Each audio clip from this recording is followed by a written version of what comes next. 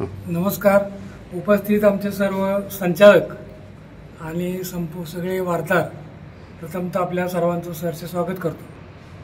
श्रीराम सहकारी साखर कारखान्याची निवडणुकीची प्रक्रिया सुरू झाली आणि संपूर्ण प्रक्रिया पूर्ण झाली. आधी मतदार याद्या सुद्धा व्यवस्थित फायनल झाल्या, परंतु काही लोकांनी ऑप्शन घेतले. ते ऑप्शनसुद्धा माननीय निवडणूक अधिकाऱ्यांनी पेटवून लावले आणि मतदार याद्या पूर्ण झाल्या.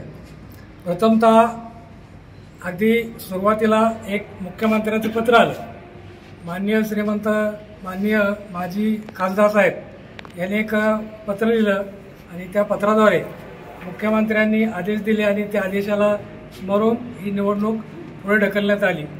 आणि त्यानंतर त्या पत्रामध्ये असं होतं की प्रशासक नेमावा, म्हणून त्या पत्राच्या आधारे आम्ही सुरुवातीला हायकोर्टामध्ये रिट पिटिशन दाखल केलं. त्यानंतर दुसरं रिट पिटिशन आम्ही माननीय भोसले साहेब यांनी जे तक्रार अर्ज केला होता त्याचं रिट पिटिशन हायकोर्टाने दाखल केलं. आणि तिसरं रिट पिटिशन दिनांक 20 तारखेला, गेल्या 20 तारखेला हे आम्हाला असा आदेश मिळाला की या ठिकाणी ॲडमिनिस्ट्रेटर नेमण्यात येणार आहे. आणि नेमलासुद्धा.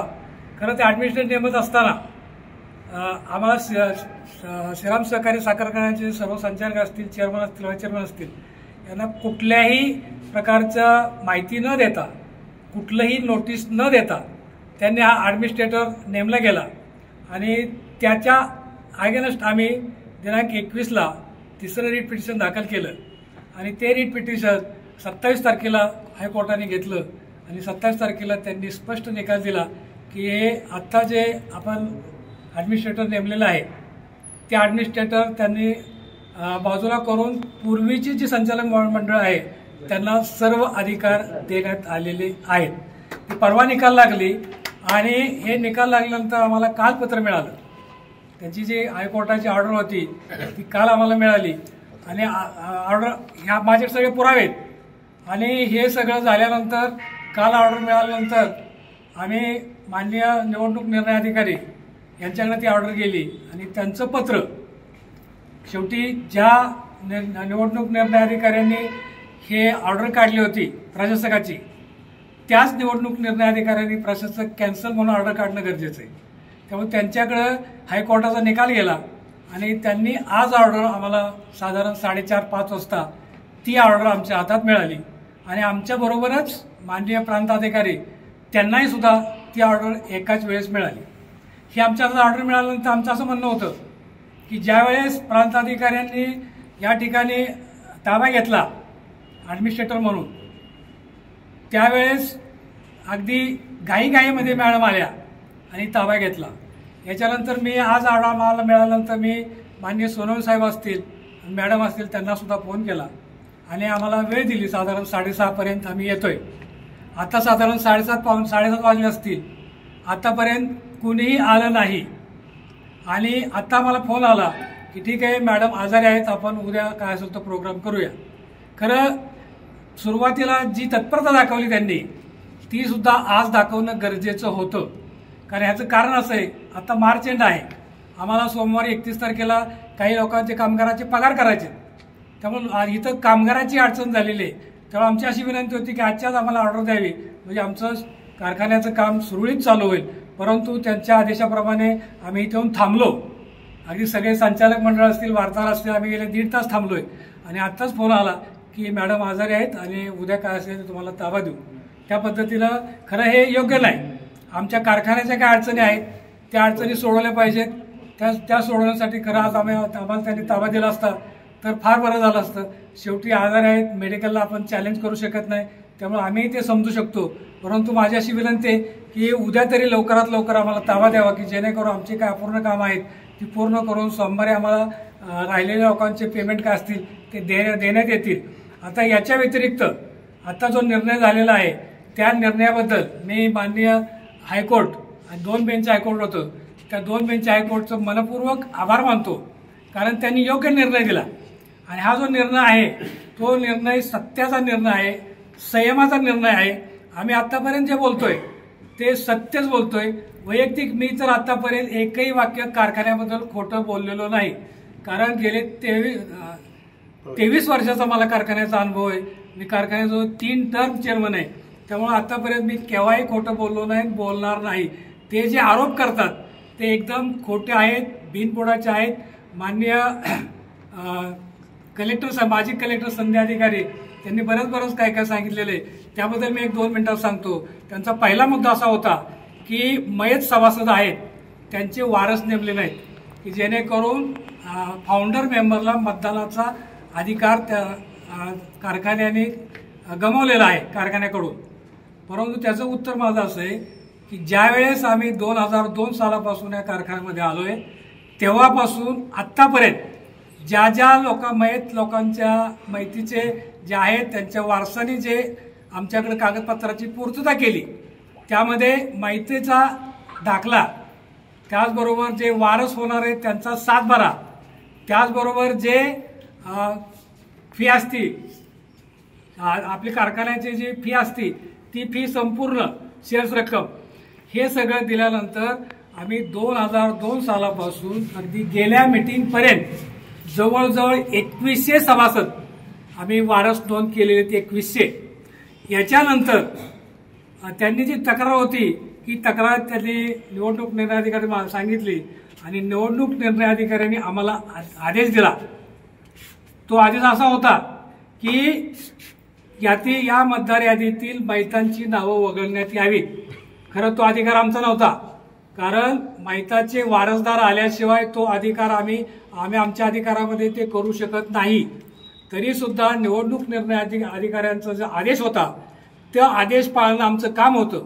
म्हणून आम्ही त्या आदेशाच्या अन्वये प्रत्येक ग्रामपंचायतीच्या ग्रामसेवकाला पत्र लिहिली आणि त्या संबंधित गावाच्या कारखान्याच्या याद्या पाठवल्या आणि या याद्यातून किती मयत आहेत ते आम्हाला लेखी द्यावं असं करून प्रत्येक ग्रामपंचायतीने आम्हाला लेखी दिलं आणि त्या लेखीतून साधारण 2124 लोकांची आमच्याकडे यादी आली आणि ती निवडणूक निर्णयाच्या अधिकाराने किंवा त्यांच्या आदेशान्वये ती आम्ही वगळली. आणि आता ते काय म्हणतात की ह्यांनी ती यादी वगळली आणि त्यांना मतदानापासून वंचित ठेवलं. हे एकदम चुकीचं आहे. आम्ही आतापर्यंत मग सांगितल्याप्रमाणे संपूर्ण यादी आमची क्लिअर आहे. कुठंही त्यामध्ये अगदी कुठंही चूक नाही. अगदी पहिल्यापासून 2002 सालापासून यादी अगदी नवीन सभासद करताना सुद्धा त्यांचा तिसरा मुद्दा आहे की क्षेत्र नाही, परंतु नवीन सभासद करताना प्रत्येकाचा 7/12 असल्याशिवाय आम्ही सभासद केलेलं नाही. अगदी कुणी येऊन आमचं रेकॉर्ड बघावं आणि 2002 पासूनचे पुढचे जे आम्ही सभासद नवीन केलेले ते 100% 7/12 करूनच घेतलेले आहेत. त्यांचा तिसरा मुद्दा असा होता की 15,000 शेअर्स पूर्ण नाहीत. आम्ही बऱ्याच वेळा आवाहन केलं होतं. वार्षिक मीटिंगमध्ये आम्ही आवाहन करतो, संचालक बोर्डाच्या मीटिंगमध्ये आवाहन करतो की शेअर्स पूर्ण करा. तरी सुद्धा काही लोकांनी शेअर्स पूर्ण केले नाहीत. 10,000चा 15,000 शेअर्स झाला, त्यामुळे लोकांना काही अडचणी असतील त्यामुळे त्या लोकांनी केलेलं नाही. आणि चौथा मुद्दा त्यांचा असा होता की 5 वर्षातून कमीत कमी 1 वेळा तरी ऊस घातला पाहिजे. शेवटी असं आहे, हा ऊसाचा धंदा स्पर्धात्मक झालेला आहे. प्रत्येक शेतकऱ्याला असं वाटतं की माझा ऊस लवकर जावा. आणि दुसरं आमचं कारण असं होतं की आम्ही त्या पद्धतीनं ऊसाचं क्रशिंग करू शकत नव्हतो, कारण आमची कपॅसिटी लहान होती. त्यामुळे लोकांनी बाहेर ऊस घातला, त्याला आमचं काय नावेलच आहे. ह्या 4ही गोष्टीचा विचार करता माझं स्पष्ट मत असं आहे की श्रीराम सहकारी साखर कारखान्याची मतदार यादी तयार केलेली आहे किंवा पूर्वीपासून आहे ती एकदम योग्य आहे. आणि आमच्या माहितीप्रमाणे साधारण 14,500 लोक मतदान करू शकतात. परंतु याच मतदार यादीवर त्यांनीच आक्षेप घेतलेला आहे आणि त्यांच्या माध्यमातून आक्षेप घेऊन आम्ही हायकोर्टात गेलेलो आहे. आणि त्यांच्या आक्षेपाप्रमाणे जर मतदान यादी कोर्टाने किंवा निवडणूक निर्णय अधिकाऱ्यांनी जर फायनल केली त्यांच्या म्हणण्याप्रमाणे तर फक्त 79 लोकच मतदान करू शकतील. आमचं असं अजिबात म्हणणं नाही. आमचं असं म्हणणं आहे की 14,500 लोकांनी मतदान केलं पाहिजे आणि हे सभासद आहेत त्यांचा मतदानापासून त्यांना वंचित ठेवता कामा नये. हे आमचं पहिल्यापासून 100% मतदान आहे. त्यामुळं मी हे सगळं जाहीर करतोय.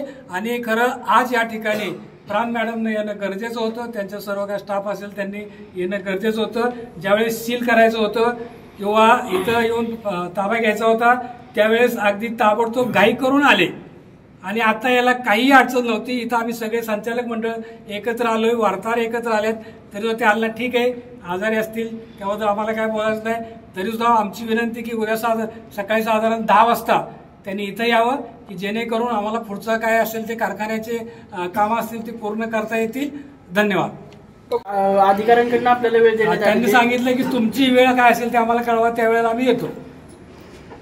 प्रशासक नेमल्यानंतर तात्काळ त्यांनी आंबेडकर मॅडमने ताबा घेतला होता या ठिकाणी. मात्र आता उच्च न्यायालयाचा आदेश आल्यानंतर सुद्धा या ठिकाणी ते सील तोडण्यासाठी आलेले नाही. आता हा विषय मॅडमचा आहे. आता त्याविषयी मी काय सांगणार आहे, मॅडमने निर्णय घेतला. राजकीय हस्तक्षेप टाळाटाळ करतात का? आता त्यांनी सांगायचं, मी कसं म्हणणार आहे. राजकीय हस्तक्षेप आहे का राजकीय हस्तक्षेप आहे तुम्हाला सर्वांना माहिती आहे, ते मॅडम ठरवतील. आमचं असं म्हणणं होतं की आज त्यांनी यायला पाहिजे होतं. साखर हायकोर्टाचा आदेश आहे.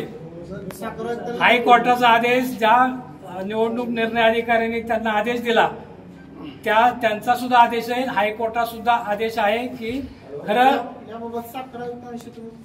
बोलावं लागेल ना. खरं माझं दुसरं असं एक मत होतं की ज्यावेळेस आपण ऍडमिनिस्ट्रेटर मराठीत काय म्हणतात, प्रशासक हे फक्त कुठलीही संस्था असेल ती संस्था चालवण्यासाठी येतात, सील करण्यासाठी येत नसतात.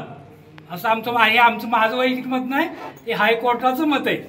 आणि हायकोर्टामध्ये ती सुद्धा त्यामध्ये तासरे ओढले गेलेले आहेत. कारण हा मुद्दा आमच्या वकील साहेबांनी तिथं मांडला, त्यावेळेस हायकोर्टानं सांगितलं की हे सील करणं हे योग्य नाही. हे ऍडमिनिस्ट्रेटर, याचा अर्थ त्यांनी ही संस्था कुठलीही चालवायची असते, सील करायची नसते. अजून कोणाचे काय प्रश्न आहे बघा. आपल्या परिसरातील ताज्या आणि महत्त्वाच्या बातम्या पाहण्यासाठी स्थैर्य न्यूज चॅनलला यूट्यूबवर सबस्क्राईब करा आणि बेल आयकॉन प्रेस करा.